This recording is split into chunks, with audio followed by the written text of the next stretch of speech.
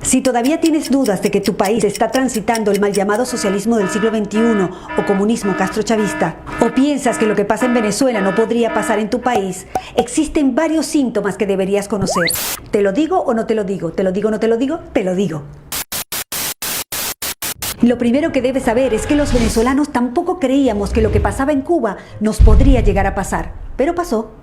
Tenemos que estar muy alerta porque el modelo bolivariano castrochavista madurista muta, se transforma adaptándose a la idiosincrasia de cada país.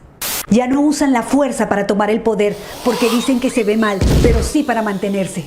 Ingresan al poder utilizando nuestras herramientas democráticas para luego manipularlas a favor del modelo. Modifican la Constitución, destruyen las instituciones y establecen el piso jurídico para convertir lo ilegal en legal y lo legal en ilegal. Destrucción económica, política, social, familiar, moral, destrucción del lenguaje. Desacreditan, subestiman y menosprecian el esfuerzo del trabajo real, la preparación, la educación. Te hacen creer que el mérito no es importante, que ganarte las cosas con tu propio esfuerzo no tiene ningún sentido. Trazan una línea para dividir a la población entre ricos y pobres e incentivan el odio entre clases. Siembran caos y división para poner a pelear sindicatos contra empresas, mujeres contra mujeres, mujeres contra hombres, hijos contra padres, alumnos contra profesores, civiles contra uniformados, capitales contra provincias, ciudades contra pueblos, marchas y contramarchas y hasta veganos contra carnívoros. Te repito, entran al poder utilizando nuestras herramientas democráticas para luego manipularlas a favor del castrochavismo y madurismo. Destruyen el aparato productivo, acosan a la empresa privada y expropian. Establecen un control cambiario con distintos tipos de cambio que distorsiona completamente la economía. Impregnan de ideología política a las instituciones que deberían ser imparciales, como la justicia, la policía, la educación, las Fuerzas Armadas y hasta el Consejo Nacional Electoral. Y cuando esos organismos no se alinean con su ideología, crean organismos paralelos como embajadas paralelas, alcaldías paralelas, colectivos armados, milicianos y paramilitares. Y para ello, previamente desarman a la población para que nunca genere resistencia. Y un buen día, ¡sorpresa!, liberan a miles de presos de todo tipo, favor que será cobrado más adelante porque los utilizarán para defender a la revolución bolivariana y mantener a raya a la ciudadanía. Le dan voz, voto y cargos públicos a militares en ejercicio, destruyendo la institución y convirtiéndolos en opresores de la sociedad civil.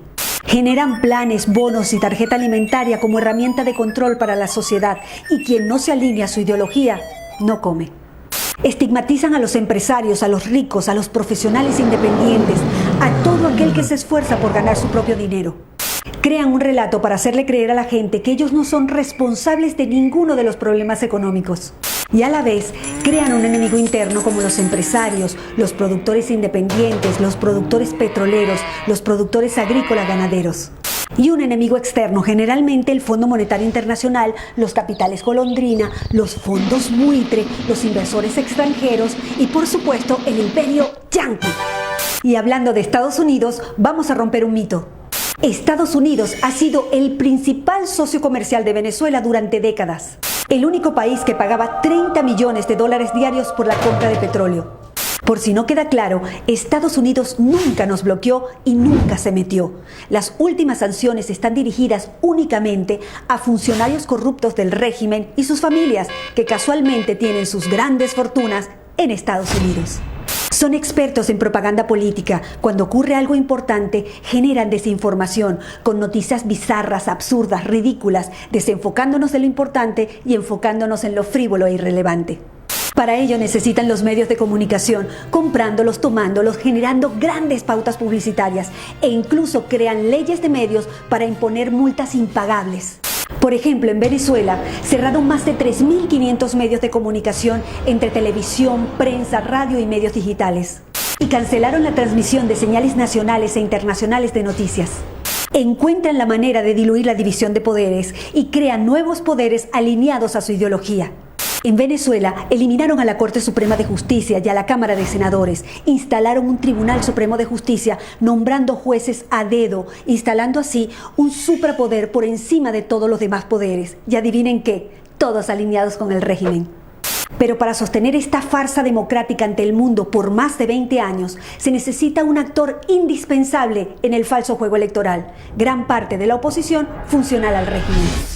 Además, el régimen se ha encargado de exportar la tecnología para el conteo y transmisión electrónica de votos a varios países del continente, desde Canadá hasta la Patagonia.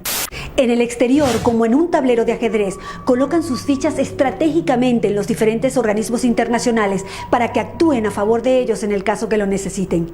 Por eso es tan importante proteger las instituciones y cuidar la democracia, porque si la pierden, no habrá organismo internacional que pueda ayudarlos a rescatarla rápidamente. En Venezuela no hay una dictadura, hay una tiranía constitucional. En Venezuela no hay una crisis humanitaria, hay un genocidio, es un Estado fallido.